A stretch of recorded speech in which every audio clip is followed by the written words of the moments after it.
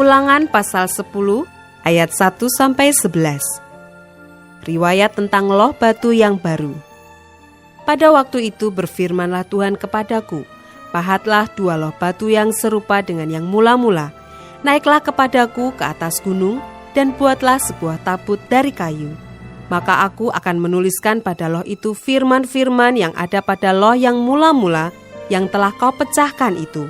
Kemudian letakkanlah kedua loh ke dalam tabut itu.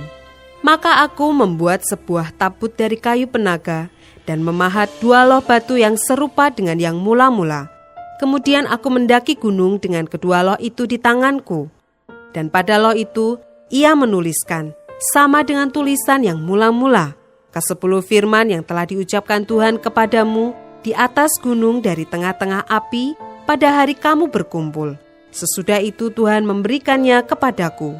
Lalu aku turun kembali dari atas gunung, dan aku meletakkan loh-loh itu ke dalam tabut yang telah kubuat. Dan disitulah tempatnya, seperti yang diperintahkan Tuhan kepadaku. Maka orang Israel berangkat dari Beerot Bene Yaakan ke Mosera. Di sanalah Harun mati dan dikuburkan. Lalu Eleazar anaknya menjadi imam menggantikan dia. Dari sana mereka berangkat ke Gudgod, dan dari Gudgod ke Yotbata, suatu daerah yang banyak sungainya. Pada waktu itu Tuhan menunjuk suku Lewi untuk mengangkut tabut perjanjian Tuhan, untuk bertugas melayani Tuhan, dan untuk memberi berkat demi namanya sampai sekarang. Sebab itu suku Lewi tidak mempunyai bagian milik pusaka bersama-sama dengan saudara-saudaranya. Tuhanlah milik pusakanya, seperti yang difirmankan kepadanya oleh Tuhan Allahmu.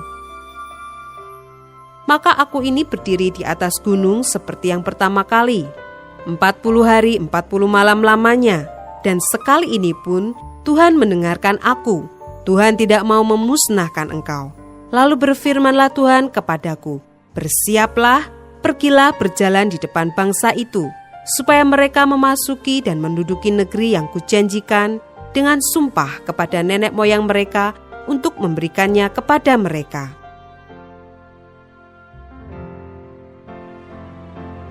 Ayat 12-22. Orang Israel diperingatkan supaya taat dan bersyukur. Maka sekarang, hai orang Israel, apakah yang dimintakan daripadamu oleh Tuhan Allahmu, selain dari takut akan Tuhan Allahmu, hidup menurut segala jalan yang ditunjukkannya, mengasihi Dia, beribadah kepada Tuhan Allahmu dengan segenap hatimu dan dengan segenap jiwamu, berpegang pada perintah dan ketetapan Tuhan yang kusampaikan kepadamu pada hari ini supaya baik keadaanmu? Sesungguhnya Tuhan Allahmu lah yang empunya langit, bahkan langit yang mengatasi segala langit, dan bumi dengan segala isinya. Tetapi hanya oleh nenek moyangmu lah hati Tuhan terpikat, sehingga ia mengasihi mereka, dan keturunan merekalah, yakni kamu yang dipilihnya dari segala bangsa seperti sekarang ini. Sebab itu sunatlah hatimu dan janganlah lagi kamu tegar tengkuk. Sebab Tuhan Allahmu lah Allah segala Allah, dan Tuhan segala Tuhan, Allah yang besar, kuat dan dahsyat, yang tidak memandang bulu ataupun menerima suap, yang membela hak anak yatim dan janda, dan menunjukkan kasih-Nya kepada orang asing, dengan memberikan kepadanya makanan dan pakaian. Sebab itu haruslah kamu menunjukkan kasih-Mu kepada orang asing, sebab kamu pun dahulu adalah orang asing di tanah Mesir.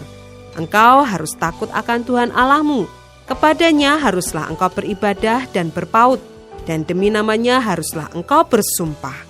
Dialah pokok puji-pujianmu, dan dialah Allahmu, yang telah melakukan di antaramu perbuatan-perbuatan yang besar dan dahsyat, yang telah kau lihat dengan matamu sendiri.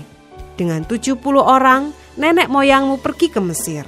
Tetapi sekarang ini Tuhan Allahmu telah membuat engkau banyak seperti bintang-bintang di langit.